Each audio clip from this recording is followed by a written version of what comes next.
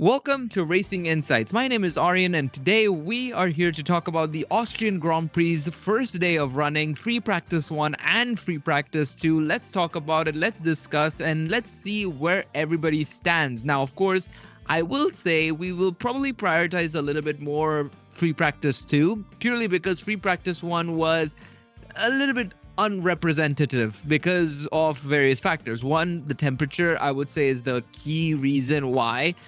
Cooler temperatures, the coolest we will see the entire weekend.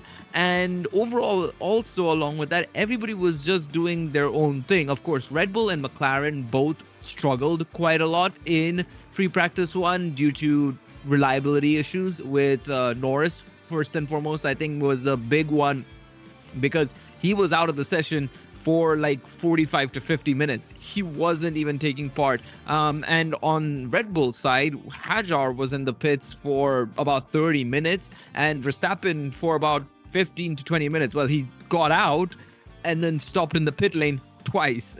They had to just drag him back into the garage and just figure out what was wrong. Some software issues along with some hydraulics issues. Hajar and Norris were both hydraulics issues. That was plain and clear, plain and simple. They even tweeted it out on X or Twitter. I'll call it Twitter because it's just what I know it as most. But yeah, basically hydraulics issues for both teams. Red Bull, of course, were a little bit more annoyed, I'd imagine, because of those issues, especially with these new updates that they've brought to the table. They'd probably have wanted way more running than what they actually got in free practice 1. But again, like I said, I think because the temperatures were cooler and just generally, it's better off that they kind of waited until free practice 2 to actually get testing done for these new parts, because it would just make more sense for the rest of the weekend. On the other hand, Ferrari were also doing a lot of testing of their own in free practice 1, obviously taking advantage of the fact that the session was a little bit unrepresentative because of temperatures, the track's still rubbering in and everything. They were also running Dino Beganovic over Charles Leclerc because of the rookie sessions requirements that they have to obviously fulfill. This year they have to do 4 sessions, so that means obviously Ferrari's done 2 already. Last week, or 2 weeks ago in Barcelona, Dino Beganovic took over Hamilton's seat for free practice 1. This time around, he took over Charles' seat for free practice 1. I'd imagine they'll do it again in Mexico and Abu Dhabi, most likely. Actually, yeah, Abu Dhabi. Usually they do it there. And it'll probably be Rafael Camara, I'd imagine, actually, for those 2 sessions. Maybe Dino might still do it and Camara might do it for Haas. We'll have to just wait and see on that front. But yeah, basically, Ferrari were doing a lot of testing in free practice 1. Again, very unrepresentative times from them as well, it felt like, because they were just running too many different parts. They were removing stuff, adding stuff, checking stuff, removing the FTM, of course, the exhaust winglet that they have at the back, because obviously, if you guys weren't aware, actually, let me go and show you guys this. Before we go anywhere else, I'm going to go to Twitter to show you guys this. Go to the race, because they've obviously got the news right there and then. Is that they have confirmed in 2027 that the FTM is banned. The Ferrari pioneered exhaust wings are banned in 2027, which is unfortunate in my personal opinion. I think it's kind of ridiculous that they're banning it, considering all things said and done. But I guess, again, just like the serrated diffusers for Mercedes, it's a case of they just don't want it to go out of control and cause any more further issues when it comes to dirty air or racing that they could lead to, chaos on that front. So it's better to just regulate it from here on out and just ban the wings from the get-go. Of course, Ferrari and the rest of the teams that have obviously introduced it to their car can run it for the rest of 2026.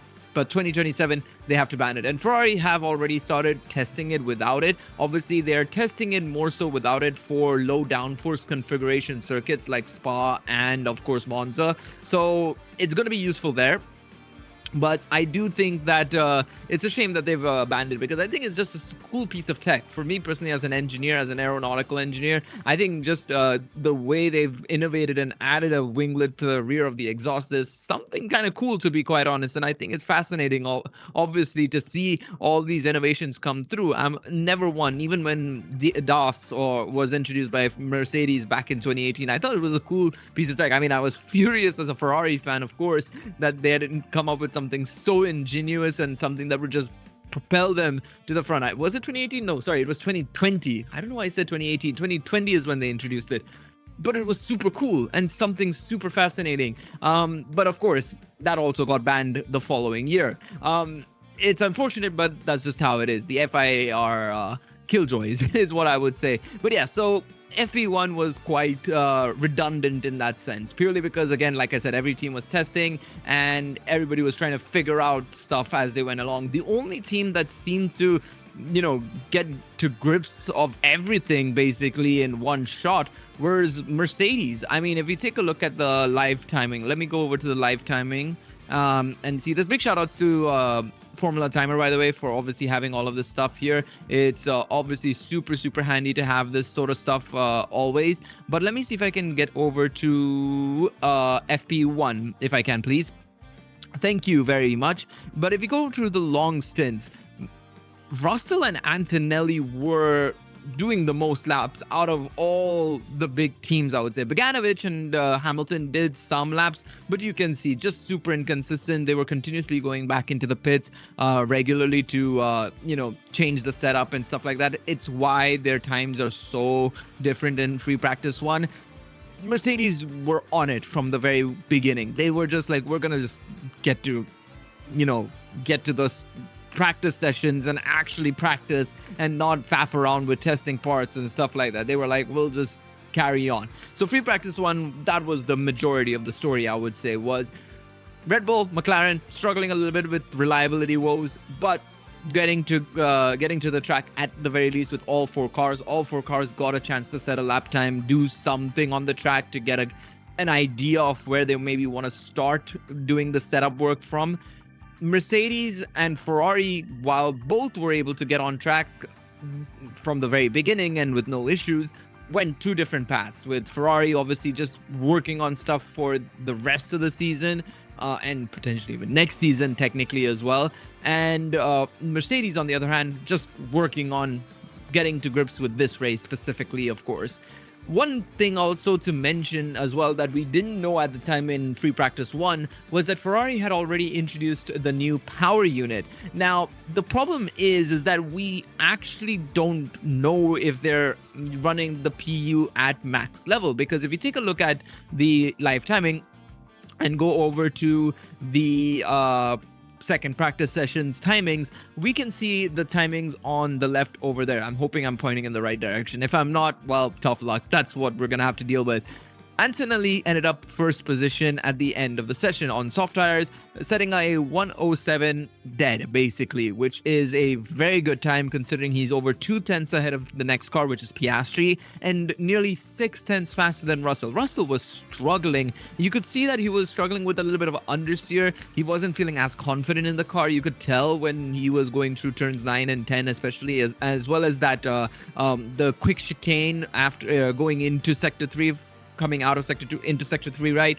That was also a bit dicey for him. 7 and 8, I think, is the complex, right? If I'm not mistaken, this specific complex. I don't know if you guys can see it, but just as you see this yellow marker, that's the start of the yellow on the track layout. That's where he was struggling a little bit, it felt like. But overall, it seemed like Antonelli was on top of Russell this week, so far this weekend. He was just setting faster lap times, seemed a little bit more confident, a little bit more on it, of course, as well. And that was kind of shown as well in the timings as well, if I'm not mistaken. If we go over to the analytics and go back to practice 2, it was seen in the long runs as well, long stints. And we see Antonelli's stint there, of course, right, in practice 2. Where is Russell's? Is Russell's not on this list? Okay, Russell's not on this list. Let me go over to Mr. Daniel Valente on Twitter. I will be leaving a link to all of these things, by the way, in the description down below. Formula Timer, F1 guy Dan, really cool guys, setting some interesting things. But I will say, based on obviously this, Antonelli had done more laps. So I'd say that skewed it a little bit.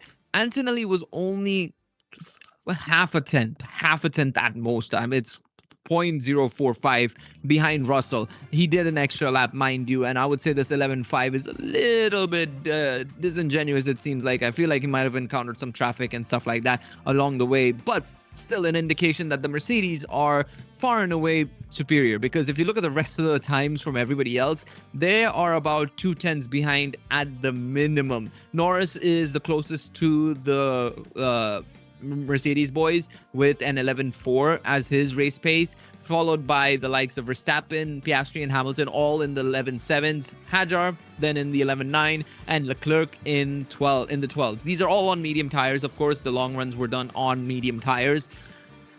I think it's a little bit tricky to say Ferrari's pace, to be honest. I'm still thinking that they are potentially sandbagging a little bit. I don't see a reason why they'd want to show all their cards in one go, especially if we take a look at the speed traps. It definitely looks like Ferrari are running at a lower engine mode, especially if you look at turn 4, and this is turn 10 if I'm not mistaken. These two curves, they seem to be slow around these ends if I'm not mistaken, and that is a problem. I mean, if you look at the speed traps as well, this is the speed traps, of course. And I mean, of course, you have to avoid these ones because they're probably behind, other cars, slipstream, and all that sort of stuff. This is the main one where you're looking at Ferrari, and they're about 5 to 6 kilometers an hour slower than the Mercedes boys, which is a big amount. And I wasn't expecting it to be that much, of course, going into this session, especially with the new engine.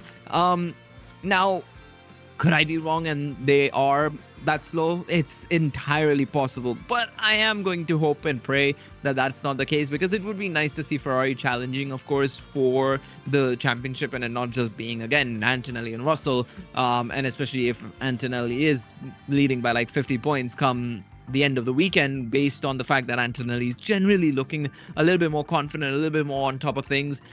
It's going to be a bit of a runaway in that sense, but we're going to have to wait and see, of course, on that front. Now, of course, talking about the other teams as well, everybody was able to get away pretty well in terms of just generally going through the paces, getting an idea of, upgrades and stuff like that. The team that's actually disappointed me a little bit this weekend so far, and it's just based on all the issues that they've had so far in both practice sessions, is Cadillac.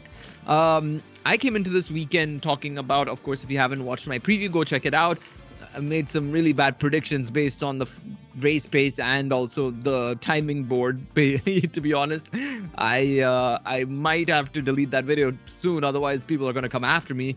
But I also did say in that video that I was hoping a lot from Cadillac this weekend, especially considering they are bringing some big upgrades. I think they said, if I'm not mistaken, on the FIA document, they've brought 10 upgrades, which is a significant amount. It's, I think, the most I've seen a team bring in a weekend in a while, I would say. Ferrari brought 8 the last week, I think it was. Then they brought, and obviously other teams have brought 6 and 7, usually, and during a big weekend. Cadillac brought 10 this weekend, and to be honest, they did well in FP1 with Valtteri Bottas. He was 13th, I think, in practice, free practice 1.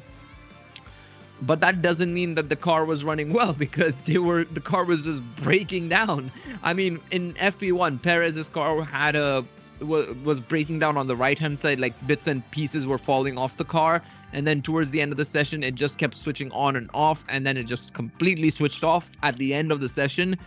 Fine, okay, breakdown happens. Switched an ECU on Perez's car, and then in FP2 happens again, and he breaks down even earlier this time. He broke down within like 15 minutes of the session starting or something like that.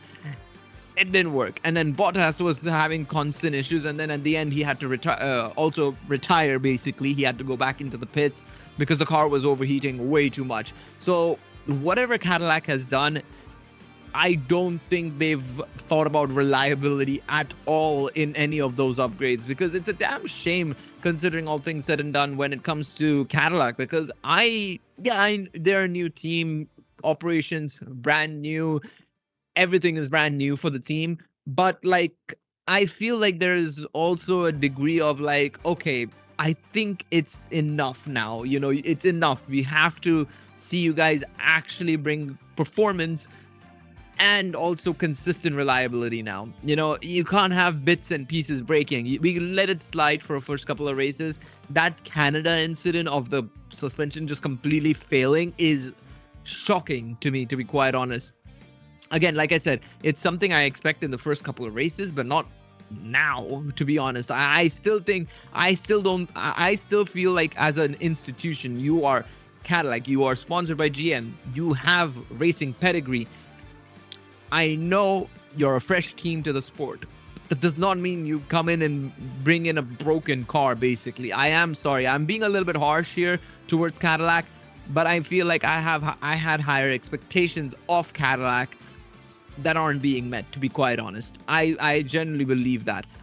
On the other hand, if you look at the rest of the teams, I mean, they're all just in and thereabouts. To be honest, I don't really feel like there's much to talk about everybody else's performance. Everybody was just going about their day, basically. I don't think there was any specific issues or anything of that sort. I think the only one that I noticed was a little bit, was Albon saying he had no power at one point. Again, going back to what I said in the preview, Williams need a clean weekend, and I don't think they're getting that still now. And is it down to Mercedes power unit issues again? Probably. Remember, one more thing I should mention as well before I wrap this up really quickly in a moment. Mercedes did bring reliability updates to all the customers of the Mercedes power units, basically, right? So that includes Mercedes, Williams, McLaren, Alpine, right? Related to the battery, they've brought some reliability updates. Unfortunately, Norris and I think Albon both aren't able to take new batteries, because if they take batteries, they take penalties. I personally believe they should have just taken it here, because as I've said before, Austria is probably the perfect track to take penalties on, because it is a overtaking galore circuit. It's a power dependent circuit, so fresh